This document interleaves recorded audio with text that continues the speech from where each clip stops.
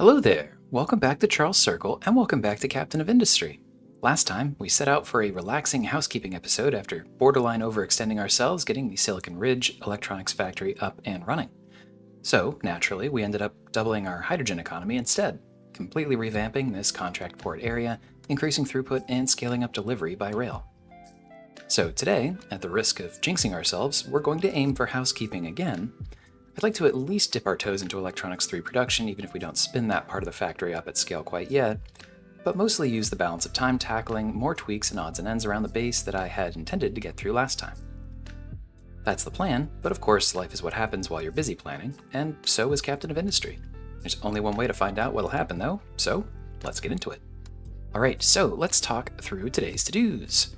So, it's a lot of little things. I don't want to go through everything in depth at this point yet. We'll talk more about it when we get there. But at a high level, the first big thing to do, I think, is to talk through Electronics 3, explore that supply chain and what that means for how we might want to implement it out on Silicon Ridge. And then we are going to make, I think, as a pilot, so to speak, a little bit of production here on St. Charles temporarily, just as we did for setting up Electronics 2 when we first unlocked that, because in the exact same way, actually, we need to produce a few of our own in order to unlock the technology that will allow us to actually make use of these things for anything, particularly data centers. And as much as it's great that we found a few hundred of them out on the world map, they don't count towards producing your own for the purpose of research. So we'll try to do that. And then there's a few different, it's a lot of little things I tried to bucket into a series of digestible ideas. I'll talk more about them when we get there. The first thing I want to do is sort of expand and unify our iron and coal mines. I'll talk more about it when we get there, but the rationale is essentially we're definitely going to expand out here to Illutrace, but we do want to process this stuff, even if it is full of rock. We want it to come out of the mountain eventually. So why don't we accelerate that process with a bigger, better setup in this area? So that'll be something I think is relatively straightforward to tackle, and will hopefully speed up that. It's almost a terraforming project at this point, right? The other thing I want to do is show our Fireless steam train network a bit of love here in the St. Charles manufacturing area. They've done such great work for us, and I think particularly train traffic is something that's been on my mind. This section right here, now it has even more of these larger trains coming through. You can see things are just getting a little bit slower. So I'm thinking about things we can do to sort of pull traffic off, unnecessary traffic off of this stretch. I think getting rethinking the way that we do our refueling section, along with potentially tweaking the waiting bay area would be helpful. And a couple other things. So train traffic is also a category down here, but this could be part of it. Anyway, who cares? It's organization. So some work there to do. There's a couple other odds and ends on St. Charles that I think would be helpful to do as well. And if I had to guess, we don't quite get to this today, or certainly not the full version of it, but one of the other things I'm thinking about is sort of consolidating into a dedicated recycling processing center. A couple of reasons for this. The first, and maybe most important, is just like we're coming up on the maximum throughput of a single waste sorting plant. We're going to have to add a second one soon anyway. Why don't we take the moment to think about, do we need to make any changes to how we do it today? And we recently, converted the old glass factory to process recycled only in this area. Same thing's true with copper over there, although it is over there. And we kind of need some more steel soon anyway. Our longer term solution to that is a bigger project out here on this island. That's what that bridge in the distance is about.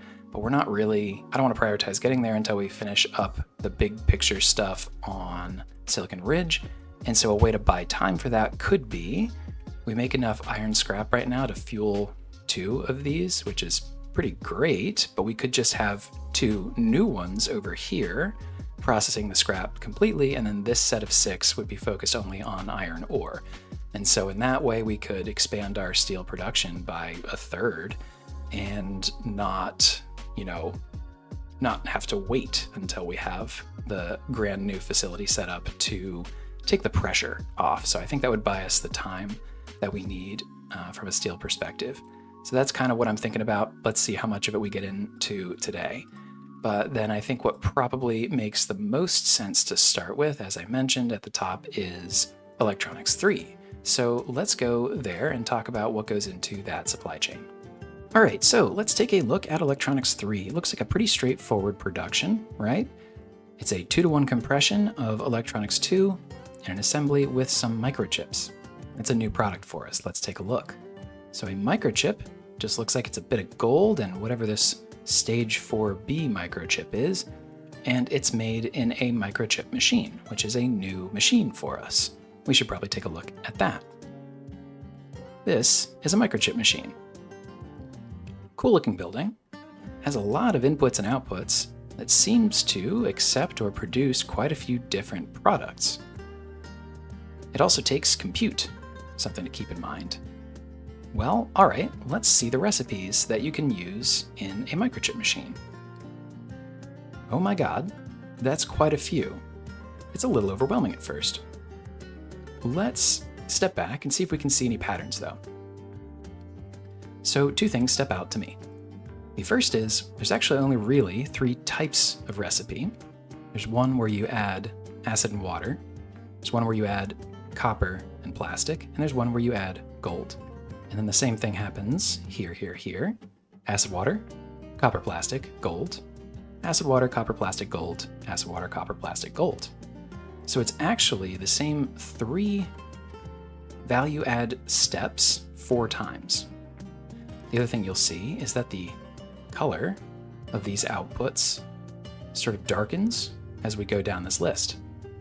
And out here, 4B. Up here, 1A. And so what you'll see is this is meant to be sequential. We start with this silicon wafer, and we run it through the same 3 reactions 4 times, and out at the very end is a microchip. This acid and water recipe is the one that produces an A, a 1A, a 2A, a 3A, or a 4A. This copper plastic recipe is the one that produces a 1B, 2B, 3B, 4B, and then finally the gold edition gives you a C, a 1C, a 2C, a 3C, or a microchip, which could also, I suppose, be a 4C because it's 4B plus. All right, so at least we have an understanding of how this works, though. It does seem like we're going to need a lot of these machines because this is quite a few steps, and my goodness, that's going to be a lot of work. This is what it would look like to run machines even back to back directly connected like that. If we had our 1A come out here and then be the entrance here, and we go 1B, so on and so forth, with all these machines lined up back to back, wow, that's a lot. And each of these is 4 compute, which would be quite a few mainframes. That's like a lot to spin up, isn't it? Put a pin in that thought. We should quickly talk about this input, this silicon wafer. This is a new machine for us, this crystallizer. It takes silicon poly, which we are familiar with from the molten silica step in our electronics production, along with the production of solar panels, right? So we know how to make this. We, in fact, already make quite a bit of it here on Silicon Ridge. We just add a little bit of water and bam, silicon wafer. All right, so that's actually straightforward. Compute, also required. Fine. So we notice some patterns, though, in the steps. And if a product is going to have to go all the way through here, it only spends, a 1/12 of the time in any of these individual stages. If we wanted to shrink or if we were willing to shrink our total throughput, we could do something cute like this. What this is a machine where we will take these recipes and in order of most mature step descending priority, which is very important, we say you can do all of these stages in the same machine. And if what you spit out is a microchip, it comes off and goes on to be produced, turned into an Electronics 3. If it's anything other than a final stage microchip, though, it simply goes back around and is reprocessed. That's really important if you want to do something like this, that you have the recipes in the right order of priority. It needs to always default to producing the most mature version, because otherwise nothing ever exits the system. If you have this one at the top, it'll just always be churning out these 1As until the whole belt's full of them. And then it'll get all jammed up and try to process this, but it might even not quite have the input. So make sure, if you want to do something like this, that you go last stage, always top priority. This is how I typically spin up a little bit of a pilot, and probably what we do today, just to get that first set of 20 sorted out. There's a middle ground between these two approaches though, and it's one that I typically think of as my modular unit for microchip production. And that is this one. So here we use the same loop back principle. We only pull off a finished microchip, but because it's the same recipe, just with a slightly different input or a slightly different output, this is the machine that we'll have dedicated to water and acid. So these 4A, 3A, 2A, 1A, these productions, we only need to set water and acid here. Similarly, on this one, we're going to take all of those A outputs and turn them into Bs. So this is our B machine, or our A to B machine. This one only needs the inputs of copper and plastic. And then similarly here at the end stage, this is the one where we're only going to slap on the gold to go from a B to a C, or a final product for microchips. So what we're probably going to do, today we'll set up this, we'll make our first 20 electronics 3, so we can do that research, which will require our first 20 microchips. Not too bad. In the longer run, the next thing we'll probably spin up is a version of this, and I am sketching, but have not yet completed what I think this will probably look like. Something like this. Input belts and pipes accordingly. And there's actually a microchip machine upgrade to a microchip machine 2, I guess. And it's a 3x throughput upgrade. So this will ultimately handle quite a bit of microchip production. We may not ever need more than that. If we do though, it's another thing that's relatively straightforward to copy and paste. So more on that when we get to it, but that's sort of what I'm thinking longer run out here on the plateau of Silicon Ridge. We're going to need to think about how we source water and acid, copper and plastic, and gold out here. Water and acid we have as part of our support structures here already. We certainly make, and this is part of why we're making so much copper, we certainly make copper and plastic out in this area as well. The one piece that'll be interesting is how do we deal with gold? We'll come back to that, but you can start chewing on it yourself if you like. All right, so I've sketched out a temporary setup for that first 20 or so electronics 3 for us to produce. The location, it's all temporary, so it kind of doesn't matter, but all of the same sourcing questions that we had earlier also apply here to a temporary setup. We're gonna need to pull off some silica, some copper, and some plastic. We're gonna need some electronics too. All of those things are right here, so let's just belt off a little bit temporarily. We're also gonna need acid and water, which we're gonna bring in manually by truck from those storages instead of bothering with a massive pipeline just for water if this thing were running at 100% and it won't be, and 2 running a third of the time. It's just small volumes. The same is true of gold. We don't have that anywhere except out on St. Charles, but we do have the ability to bring that in via truck. So we'll just do that and clean this all up eventually once we're ready to move on. One quick note, this has to be, despite not needing much in the way of throughput, an assembly 4. So electronics 3 is, I guess, too fancy and sophisticated to be produced in anything other than an assembly 4 or 5. So assembly 3 is right out. But that's actually a nice tee up to talk about compute. So compute is a capacity resource not unlike power. We have to produce enough of it for each of these machines that we're going to use, but only while they're active. So if something's running 50% of the time, Well, it won't need 50% of the compute. It'll need 100% of that compute, but only 50% of the time. So it'll sort of spike.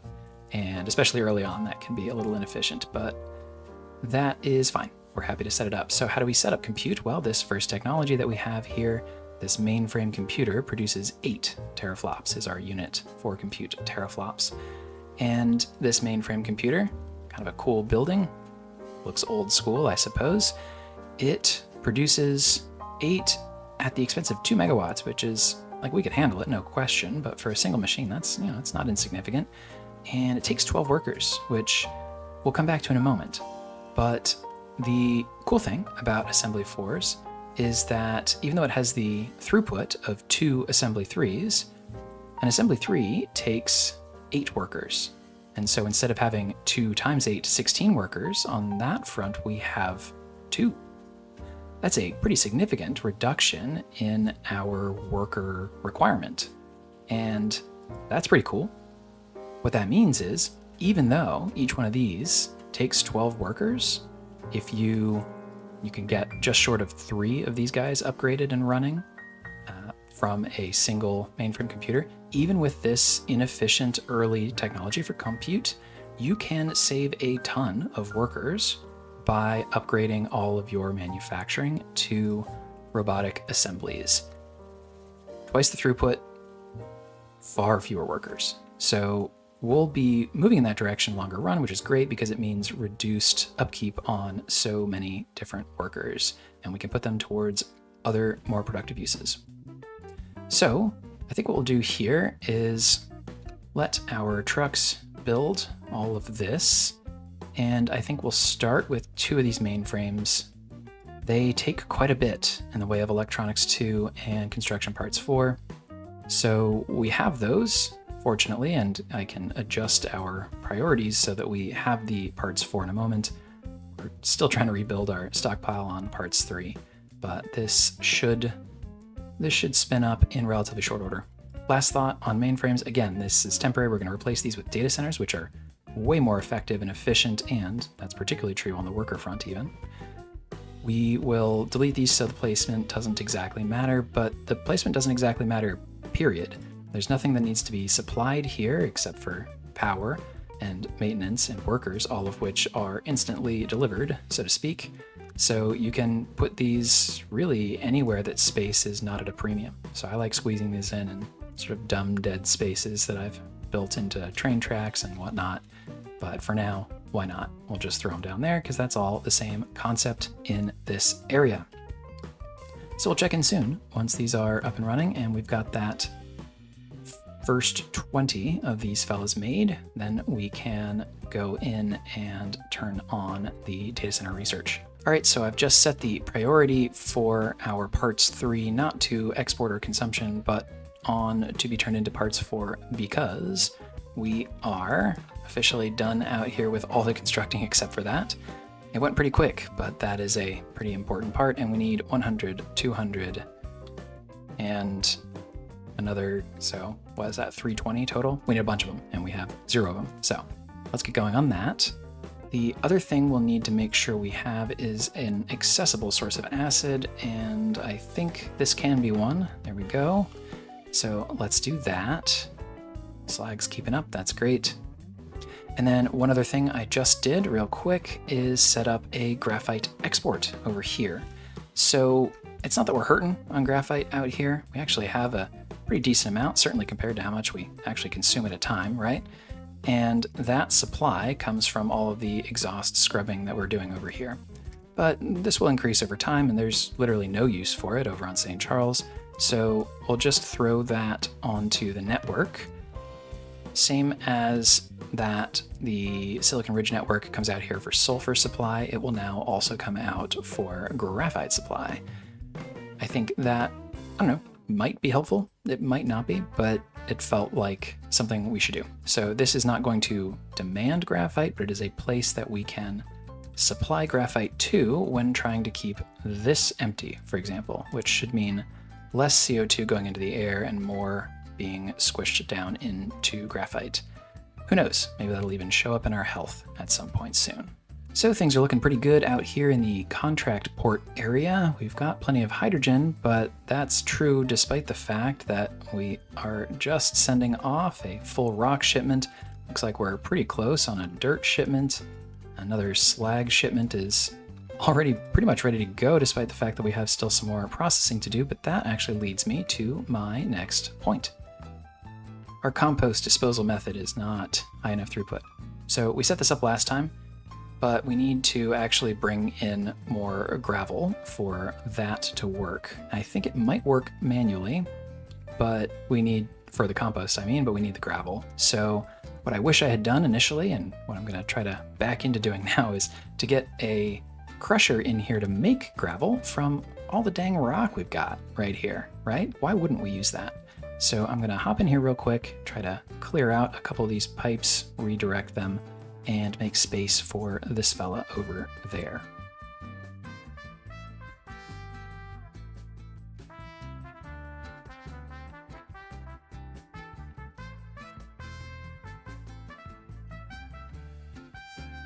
So I hope that works well. Of course, this is at the very end of a long line of a manifold. I think that should still be enough, ultimately. If it's not, we will either put in some sort of balancer earlier on or just pull it off a little bit earlier. I think we can get away with that, though. Hopefully. Let's see. So the drop-off of the compost, I think we're going to at least try to still have manual, because a dedicated storage in this area would get a little uncomfortable for any trucks still trying to get back here. Ooh, I do not want you to accept only from one area. But I think we can get away with just dropping off the compost manually if we have the gravel automated, essentially. But let's see. We'll keep an eye on it and find out. There's just plenty of rock coming in, so I'm cautiously optimistic.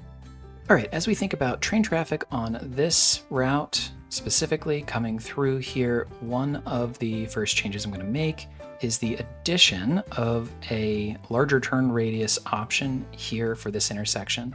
We've talked about turn radiuses before, radii before, and the 2-second version is a train doesn't have to slow down to use this bigger sweeping turn, and it doesn't hurt us in this area for the space. We're not going to use it for anything else, but we do actually have to leave in this angle because a train has to be able to come in to this station. But this should be now the main route.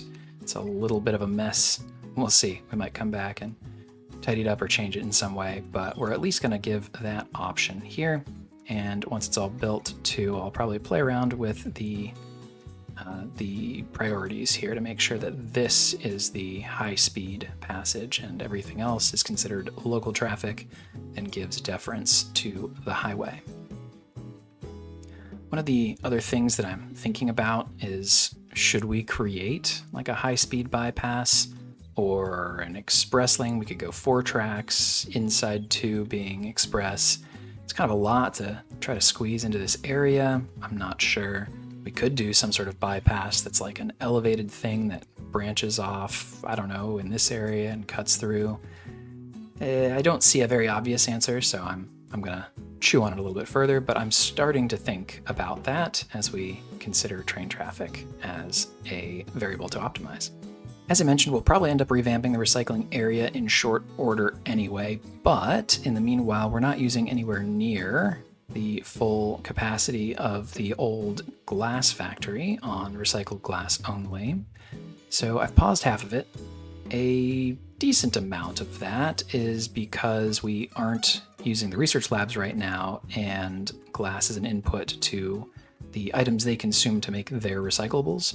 So that will increase once that's in motion again, but at the same time, I think we'll be more than okay for now on that. So we'll take back some workers, try to save a little bit on that front. All right, so this section is built and our longer distance, larger volume trains don't have to slow down and reaccelerate coming through here. I think it's helping out already a little bit. The other thing that I've done to work on traffic in this area is adjust our waiting bay. And this is 2 different things at once. The first is I've adjusted the location of the bay stations themselves, which is where these trains will orient themselves. They'll pull right up here. And I've made it one way. The combination of those two things means that our trains are a little bit more centered here, and we're no longer causing occasional traffic when one of them who used to be here is weighted and oriented like this and had just the tip of their nose hanging out here was causing another train to get stuck trying to find past it, but this area was too much of a pinch. So that isn't happening as much, well, at all anymore. It seems to have completely fixed that so far in my observation. And the other reason that I made it one way is that I want to remove the motion of cutting across traffic here. To enter and exit from either direction was part of the goal of the original design, and that was helpful, right? For example, what it did allow us to do is send a train just like this up into the steel station, and now this train has to go out and around to the steel station. It's a trade-off, but I'm willing to make it now because we don't have trains coming in like this and cutting across traffic and cutting off a train like this that's trying to move through here in order to enter the bay. And the same is true in the other direction out here, although I'm less concerned about traffic on this section necessarily. So as you can see, there's still definitely some work to be done to sort of optimize flow around here. I think in an ideal world, I don't know, there's a trade-off. There's this like principle with arterials and sort of urban planning in general that on your big main high speed, high volume thoroughfare, your arterial, so to speak, you should have the minimum necessary entrance and exit points because those naturally cause traffic, right? And so in theory, like this is a better spot to enter and exit the waiting bay than this is. And maybe a better version of this deletes all of this and makes this bidirectional and you have to come back out like this. I don't know, we're gonna find out. But for example, that's a big reason why I want to adjust the way that we refuel, because this is a totally unnecessary spot now that we consider this a high volume, high traffic area. And for example, this station you could have come off of this lower volume line like so, instead of entering and exiting across traffic here. So those are the sorts of changes I'm looking to make tweaks on here just to try to keep things moving through this section. It's okay right now, it's not really causing us huge issues, but I've noticed a little bit of it and it's only going to get, worse over time. So that's the general logic and how we're starting to apply it. Last couple updates in the cargo port area, couple tweaks just to really put the cherry on top. I did end up dropping a compost storage here. I found a way to preserve one tile of passage through for haul trucks to make it to the dirt storage. Of course, could have just relocated this cargo dock, but I'd rather not do that if I can avoid it over a compost storage. It was working mechanistically. We were getting compost dropped off here, but it wasn't happening as fast as it could because we were limited by the internal storage buffer of 40 units of the mixer itself. So I don't know, maybe it will clear itself out once we get through this sort of stockpile, and it would have worked at steady state, but at minimum it was taking too long to clear out the excess backed up. So that is sorted here, along with I did branch off the conveyor for the rock supply to gravel a little bit earlier. It wasn't so much about making sure it got its share of the rock earlier in the branch off in the manifold, so much as it was about having an internal storage buffer of 102 with this belt by itself. So I think that has been giving us pretty consistent gravel supply. And then the last thing I did was square up this pipe because it was bothering me. So I think we are satisfied out here. I'll be keeping an eye to make sure, but I think it's probably the last little thing we'll tweak in here as a follow-up to last episode's revamp. Things are looking real good on the hydrogen front. We are approaching 30K pretty quickly, so good stuff here. Sort of a wild update, we have finished taking the cap off of this copper deposit. Not really an issue, we have plenty more here, and then there's the 2 more now unused deposits over here across the bridge on St. Charles. But still, that's a pretty crazy amount of progress to have made pretty quickly. So we are definitely eating it up with all of this copper in this area. And indirect segue that'll make sense in a moment, that actually reminds me we should talk about train limits. So I need to correct and or clarify something from last episode. We were talking about clearing slag out of here, something we were doing at the time with our St. Charles landfill network. That was the small Fireless steam with the two Tier 2 wagons network that we still use to clear out from our various mines on St. Charles. And I said that it wasn't going to work out to have this station be serviced by that network because it was only sending one train out here at a time.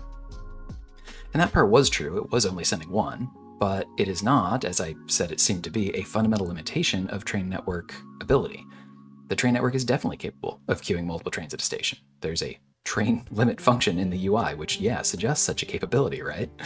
We've also seen this new and improved replacement train network, the Hydrogen Production and Distribution Network, send multiple trains out here at a time when there is a big pile of slag to clear out. And this is where my segue hopefully starts to land, it is something that we've seen cause traffic issues out here. Because when we send multiple trains to come queue up and grab copper from this export station and then bring it in here to this very nearby import station, we get them kind of queuing up in each other's way and blocking things. And so I'm actually going to see if we can ameliorate some of that train traffic using this function by, let's just say, limiting it to 2 trains at a time. That way they should always be able to pass each other without blocking up the stations. It's usually when there's a third in the way that we have trouble. So I'm hopeful that that actually will give us a bit of a reprieve over here. So if it's capable of sending multiple trains at a time, why wasn't it? Because it wasn't. It's purely academic at this point since we've solved the actual issue, and no matter why it happened, the answer was just throw more trains at it. But it does have me kind of curious about the train network prioritization logic behind it. This is a priority 1 station, and for example, the truck network will throw all idle trucks at a priority 1 job before throwing any at a priority 2 job, right? If your truck network is too busy for long enough, low priority jobs just don't get done. So that's why I expected trains to behave the same way. As we learned last time though, the reservation systems for trains and trucks are separate and distinct, so it stands to reason they might behave differently here too. My best guess is that a train network instead assigns at least 1 train to all valid tasks before assigning a second to any task. But the other variable to at least consider is distance. This station is pretty far from where that network is centered, but our replacement network is even further away, and we've seen it queue multiple trains before, so that could be a contributor, but not the primary factor. I haven't tested any of this though. It's a working hypothesis, so if you have the answer, please weigh in the comments. I'd love to know. Back to our regularly scheduled programming though. And a little while later, this whole setup is stood up and our compute is sufficient, so we should start to see all of this churn out our first few Electronics 3 soon.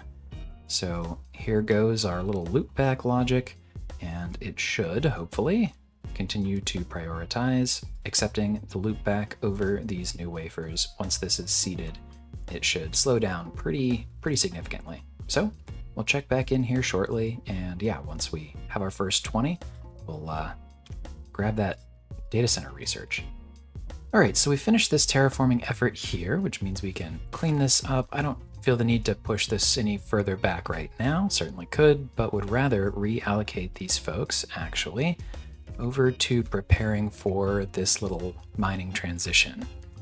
So what I'd like to do in a little bit more detail is combine these 3 ore sorters' efforts into this single large ore sorter and run the proper higher throughput network for landfill disposal through a looping station instead for our new hydrogen production and distribution network to service mostly. We'll still need to figure out exactly how to get the concrete plant supplied, but I think we'll be able to do that one way or another. They're pretty straightforward. We're also going to need to get a coal distribution export station in here somewhere, because that's what this old school little thing does over here still from our original coal loop back in the day. My goodness. And then we'll probably just run the iron that comes out of here directly, which means that this will get some combination of cleaned up or turned into the coal export loop, and we'll have to run track through here. But the further back, essentially, that I can push this ore sorter up against this mountain, the more space we have to operate. So I'm going to have the terraforming squad come up here instead, and that is going to be this setup right there. Just make a little bit more room, and then we'll be ready, I think, to get this all set up for that transition. A little while later, we've got our first microchips coming off the line and being turned into electronics 3. So, got a little bit of a pile going here already, and we are 6 out of 20 through here. So in just a moment, hopefully, we'll be able to trigger that research. And I think this should be the last set of microchips that we need to make in order to make the last set of electronics 3 to, yep, there we go. Finally trigger the ability to research the data center. So let's do that, which means, of course, we're gonna have to turn our labs back on. And something else we can do while we're here, we have been running one lab at a time because we haven't yet upgraded this set of productions to give the throughput of Lab Equipment 3 that we would need to support both of those. And we've been doing that for quite some time because we figured we would wait until we had the ability to upgrade to Assembly 4s, rather than adding twice as many machines and then deleting them later once we upgraded. We've just been waiting. Tech hasn't been our bottleneck, but now we can do this. So let's do it. We have the spare compute, or pretty close at least. So I'm going to have these guys go ahead and do that. And that'll save us a few workers, not that we're hurting, but we did just turn our labs back on, which cost us 46 workers apiece. We can make some of that back here. And we'll be able to cover that with the compute that we're generating out here. And as that starts to trickle in, I'm also realizing I think we need to get this up to a Chem Plant 2, because this will go from being 4 plus 4 to 8 plus 8, and 16 paper required, yeah, is not sufficient here. So let's go ahead and do that as well. Everything else, I think, should be fine on throughput here. And while we're waiting for that research to happen, I think we've cleared out enough space back here that it's time to go ahead and take a swing at this mining revamp. So I'm gonna dive in and take care of that real quick.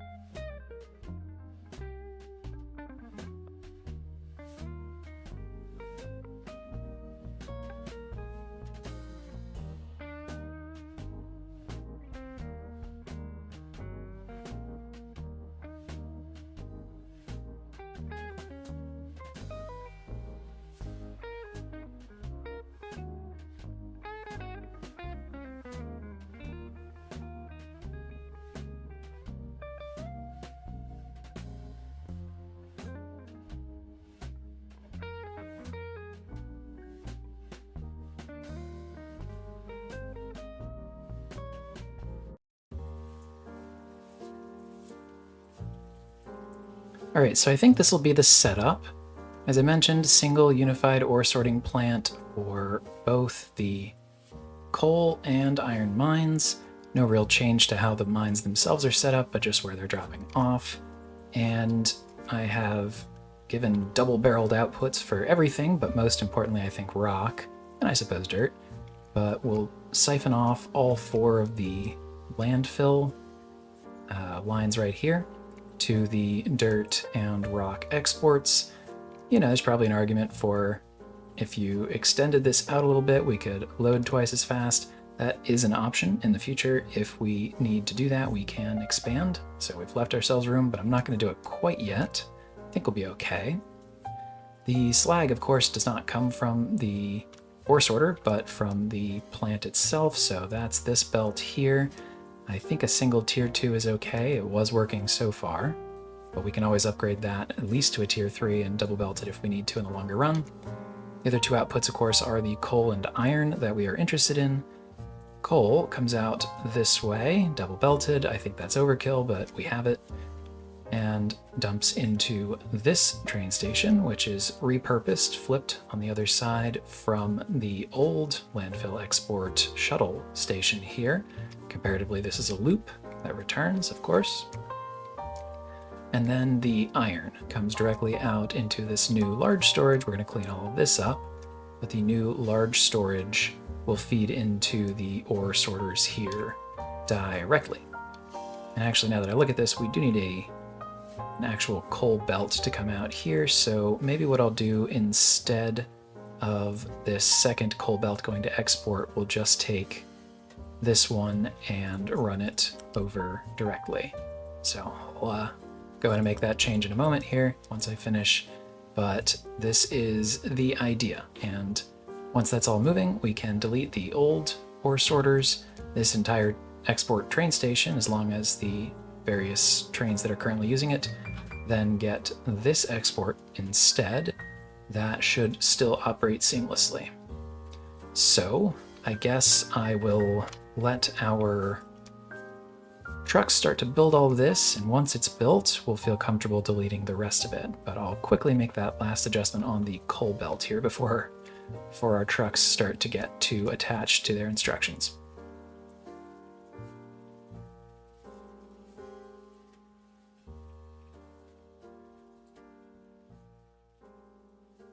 All right, so we'll continue this coal belt out under here, but I don't want to build it around these ore sorters right before we delete them anyway, so we'll make that the last part of the construction. So let's let our trucks get after constructing this and get everything moving. The other thing we can do is upgrade the excavators involved here.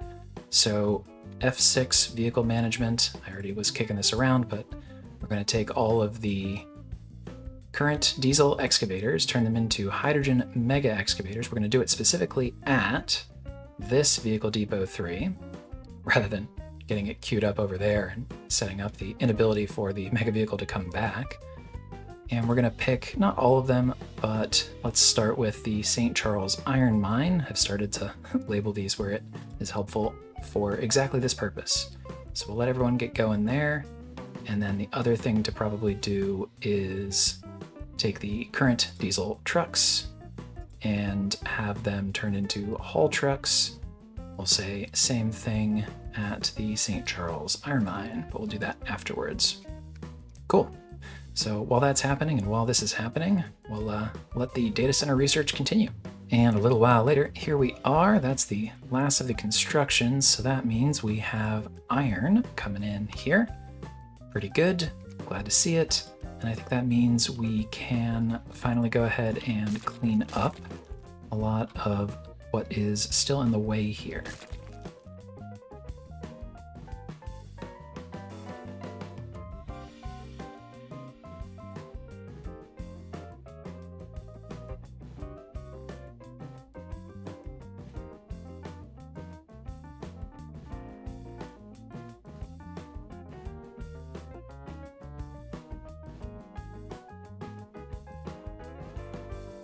Okay, and I think that's nice and clean. So I've added the connection directly for our coal belt, of course, and I've left a ramp here so that trucks who have a somehow miraculously pure iron load can come directly here instead of having to sort.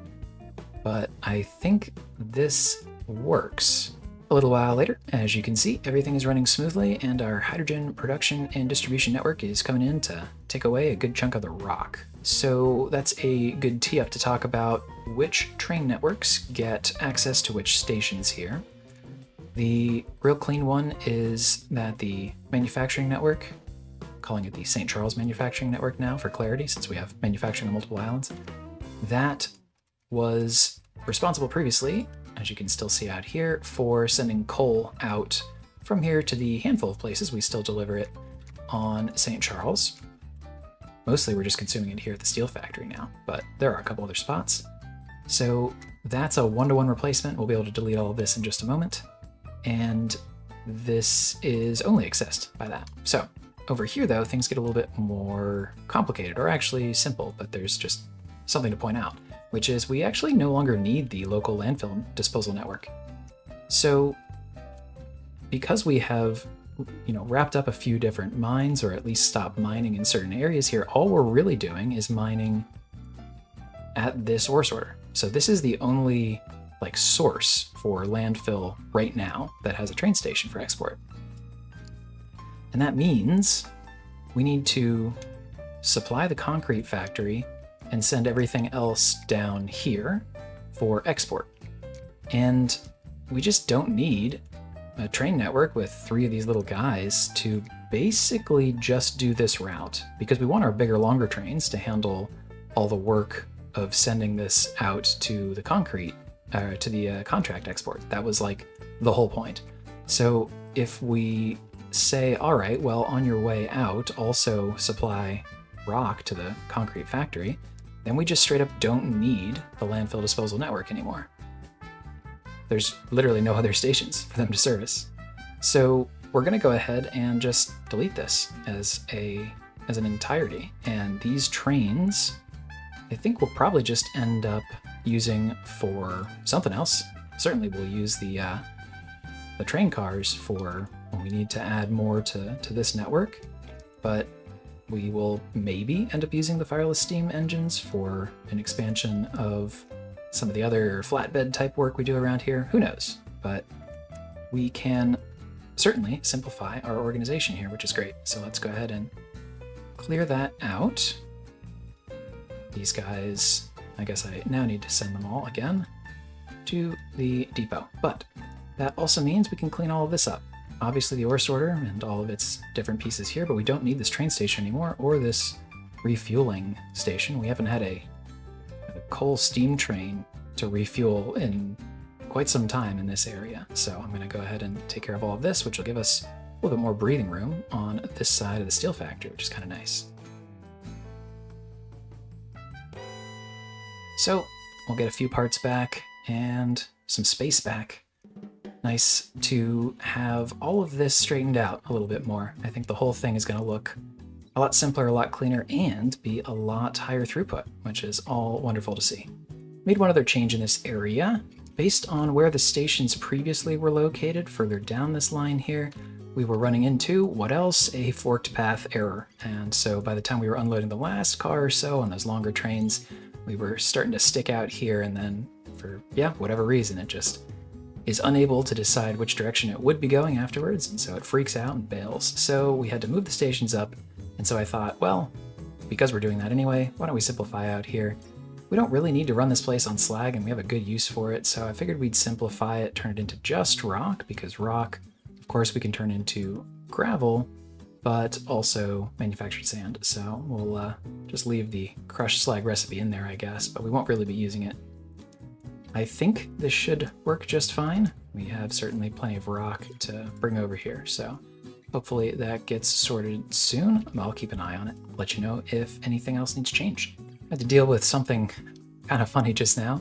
We were so backed up on hydrogen, it backed up on fuel gas, it backed up on landfill, and we actually had slag backing up at the steel factory.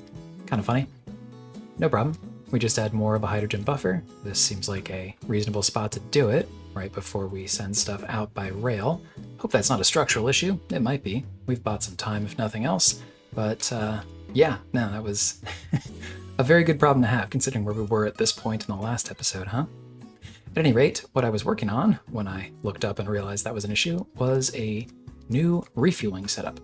So I think I mentioned, I don't like the fact that this is both entering and exiting, not to mention across traffic here on this main spire. What I'd like to do instead is have our trains come up here and refuel in this spot. So same concept, although we aren't going to do the coal boiler. This is just an electric boiler, which I think he said, right as his power flares, I think we can avoid that without it being too much of an issue.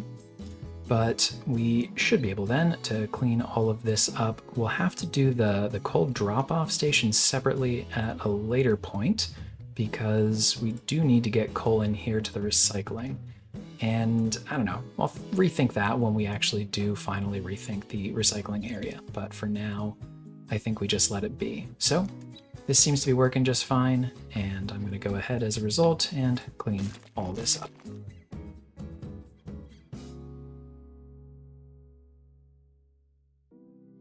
Yeah, that's definitely going to make this area feel a lot better. And you know what? As I continue cleaning this area up, I'm looking across the street. We're running so infrequently over here. I mean, you know, it's more than 0% of the time, but it's not 100% on even just a single blast furnace, which means we're using less than 9 coal. I don't know. I think I'm fine doing that by truck, at least for now. It's probably not going to look like this when we end up setting up the recycling plant anyway. So I think we're just going to say, keep it full, and I'll delete the rest of this. We just have to make sure that we have some coal accessible because, yeah, obviously now we can't use this storage. So I suppose this one will have to work, and we'll allow trucks to steal from that. Small amounts, I suppose. But with that done, I can clean this up as well.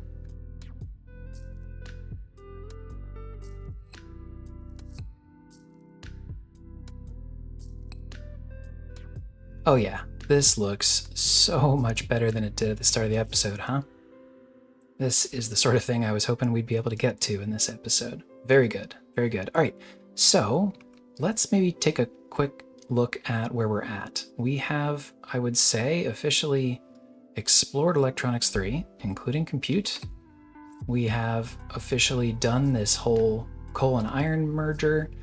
Our large ore sorter, we're on the hydrogen network, maybe overly so. We are actively upgrading to mega vehicles. That's done. We've got our one-way waiting bays. We've just finished our refueling station revamp, so that's all done. We did the graphite export ages ago over here, not even close to full. And we got our compost revamp done over here. That seems to be doing just fine so far. So I think we can call this whole section done as well. We've talked about the train limit. Actually, let's go take a peek out here. I haven't seen any traffic since, so I think this was a good thing to be doing, putting a limit on the train here. We aren't really going to know until we have more of a stress test of copper production again for a minute, but I'm fine not pushing it on that front right now. So far so good, I would say. We talked about the idea of a high-speed bypass or express lane. I don't think we need to do that right now. And the one other thing I wanted to mention that I did already that is helpful on this traffic reduction front is on some of our dedicated lines. So let's just say, for example, the salt one. So this salt route, this salt route is over here and it runs all the way through. So we want it to only do that when it's productive. Otherwise it's just sort of clogging up the lane, right? And out here we have the sort of the receiving station, right? And the way that we have the line set up right now, it's that you shouldn't leave our basic train station, which actually could use renamed, unless it's full, right? So don't send an empty-ish train, great. But we need the pull side also, set up so that it's only coming if there's properly room. By default, had it all cranked up to here. I've dropped it down to here so that no matter what, if this trigger happens, if this stockpile goes down so low, it will only trigger if there's enough space, essentially, for an entire train to come unload, right? So I've done that on the Silicon Ridge salt import. It's not done by default, but I think, it's worth doing in situations like this. Really just in general, it just is kind of a marginal benefit unless you're trying to solve for traffic. I've done that in a couple of these different spots just to make sure that we're only running when we need to. So that's helped with traffic as well.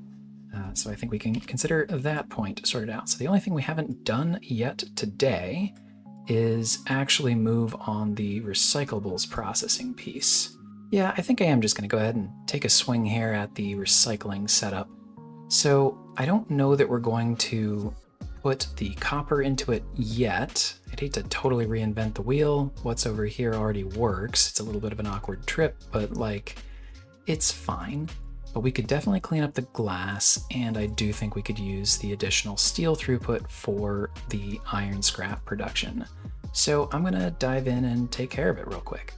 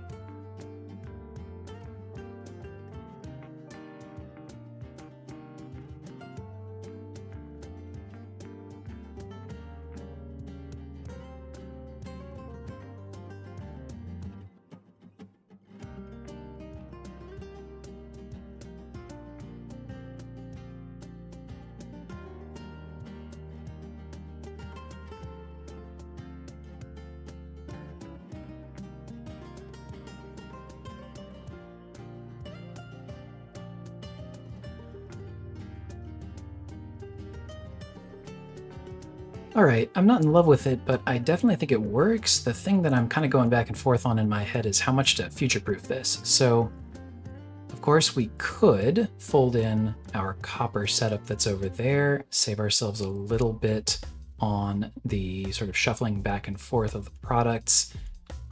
We could do it. I don't know that we need to. The other thing that we could do is think about, this is going to expand in the future. Should we add space for more throughput? I think what we're going to do is probably have to accept that we're going to evolve this over time. So that's the place that I landed. So quickly walking through it, we're going to bring everything that isn't copper or gold scrap forward on this line, and then we'll split it out here so that the iron scrap comes out this way and the glass continues straight ahead. Each of these is a blast furnace, so it just needs the scrap and some coal, which we are going to bring in, I believe, manually here for now at least. So another future-proofing question, do we make it a coal train drop-off? Come back to it later. The coal then comes in and feeds all of these blast furnaces, each of which spits out a bit of their molten product. Here, the iron goes 1-to-1 into an oxygen furnace. We're very familiar with this at this point. The oxygen is supplied from this air separator.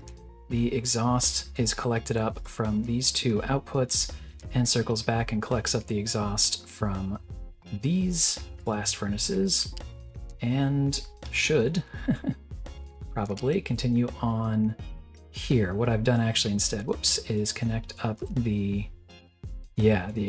oxygen extension. So that's okay, no problem. All right, so there's that. So the exhaust comes out this way, and the water comes in this way, and our molten glass comes out here. Last stage for casting for molten steel and glass here, and our outputs go to these storages, which we want with priority to keep empty. So I think this will, it'll do a couple things. One, it'll clean up the glass production that we had been dealing with, which is nice. It just looked a little rough. And as I mentioned at the top, I think really the primary motivation for this is to get more iron throughput here. And that will give us more steel production, because that is still our bottleneck, even after I've been boosting a decent amount this episode as well. So hopefully this is helpful. And yeah, I think I'm just going to kind of come to peace with the fact that we're going to expand this and rebuild it and all of that over the course of many episodes yet to come, I would say. All right, yeah, a little while later, this is working just fine. We're right on the edge of our, I would say, processing capacity. This has been trending down slowly, which means I think we're okay. Our stats are a little spiky, hard to read exactly, but something in that 144 range. I think we'll be all right, certainly for now. We'll have to add one in the relatively near future, but it is not something we have to prioritize, which is good news, because we've got other things to do, including expanding our compute production with data centers. Now that'll be a next time thing at this point, looking at the runtime, but we should be able to do it in relatively short order. I would say that there's maybe a line we can tow. We're gonna have to set up maintenance 3 for our servers, and that's gonna require some constant electronics 3 production. We have some, not a lot. And just like how we were a little bit slow to spin up our electronics 2 consumption when we were only making it out here, I think we're gonna have to be careful with our electronics 3 consumption while we're only making it like this. So what we're really gonna have to do, the next big thing to do, is gonna be to stand up an electronics 3 module up here as part of the Silicon Ridge expansion. So I think that's probably what we get to next time, which I'm pretty excited about. It was nice to take a couple housekeeping-ish episodes, acknowledging that we ended up doing quite a bit of work along the way, in a good way, and certainly a big project around the port. But I think it'll be good to kind of get back here and cross the finish line, at least for now, on the Silicon Ridge Electronics factory. The last little export station we haven't built yet, you know? Now there is Electronics 4 in the future, but let's just pat ourselves on the back once we have Electronics 3 up and running here first. So that's probably what we'll get up to next episode. That's all for today, though. I think this time we actually did manage to do a relaxing one. Got a lot of little things done that feel like they've been hanging over my head for a while. And I'm definitely feeling recharged and ready to tackle Electronics 3 at scale, along with data center levels of compute in the next episode. So looking forward to seeing you then. Until then, though, have a great rest of your day, and bye-bye.